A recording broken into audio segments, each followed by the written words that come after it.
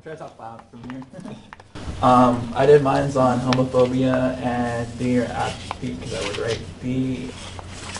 theatrical implications. Okay. Could you speak up a little bit? Okay, I'm gonna try to do this. Okay, so the author had this quote in the beginning of this part, and I kind of liked it. Even though the fact discourse is and isn't about homophobia, River High as an institution was deeply homophobic, and it was really, really homophobic apparently, because she had like a sticker that said that she supported, and she had to take it off because she wanted to feel safe, because I guess even she didn't feel safe being like open about that. And the school, like, I guess like it how to word this, like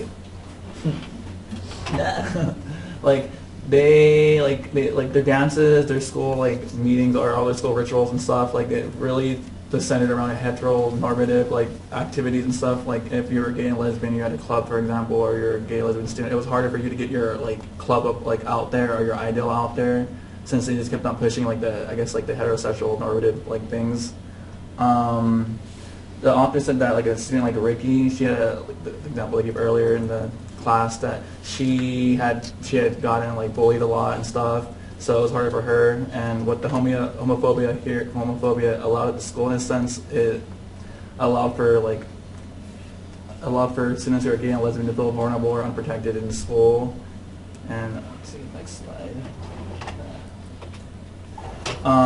Then the author talked about how the girls, they made strategies in order to like combat like the heterosexuality that the males, I guess, viewed out. Let's see.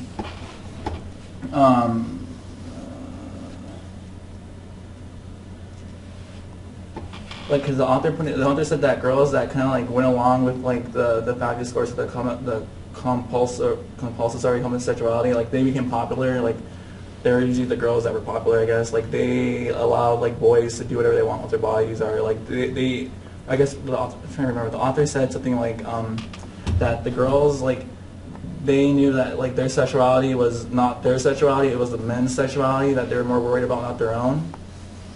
And she said that the girls who did conform into that kind of way, like they became popular, and the girls who didn't, like they weren't like popular. And but they said that some girls actually did, and the example of Ricky and Jessie were like the two girls who were able to become popular even though they didn't act like feminine, they acted more masculine. And it said that girls that, in a sense, like those two girls, and like for example, like they were able to like get by and not be made fun of, or able to like be different with, you know, without it being such a big deal, because they used like domination, they dressed like boys, they competed, and they were aggressive, and they dated other girls. And the GSA girls themselves, they, in their own attempt, tried to combat like sexism and homophobia, and they bravely did so by having like political activism or parodies or plays, which I'll get into right now. And then the theoretical implications. And the author says that like to make it clear, like boys and girls, they did insult each other. It wasn't like boys always picking on girls, or like vice versa. They both like had ways of insulting each other, but there was a place where they were able to actually like, you know, mix ideals and not like have it like that. And she said it was the drama club that they were able to like do that. They were able to use like political action parodies or plays. And the term she used for play is that like it's a way of constructing the social world, since the people that are in the play, they put on different personas and different like gender roles or different roles all together, that allowing them a chance to, I guess, see a different perspective. And then she mentioned 3 plays. One was Brent and Craig. They did a play in the Revenge of the Nerds with a female cast member who was trying to show the feminine males how to be masculine. But with that play itself, like it just reinforced the whole ideal of masculinity. It didn't really change anything. It didn't like say masculinity is wrong, or that it didn't show any neutral thingy. It just, in a sense, she put it like it just reinforced the gender differences and race problems and such like that. And then the second play was Carousel, and it was all male cast, but with them they kind of like they showed that both masculinity and femininity can coexist, because they had masculine male characters singing and dancing, playing feminine roles. But it wasn't like they were mocking femininity. They were both like just having fun with it, and yeah.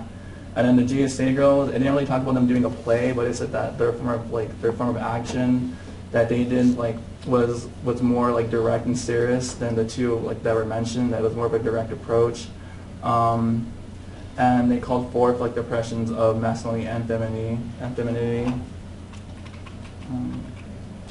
and analyzing play. This is the quote from the book that I kind of like too. Boys who dress up as girls on Halloween, as many of them do, don't change gender order. Rather, they highlight exactly how much they are not girls. Let's see, like, just reinstating that the first play that was mentioned, The Revenge of the Nerds by Craig and Brent, it just reinforced masculinity, and it made I can't talk. Okay.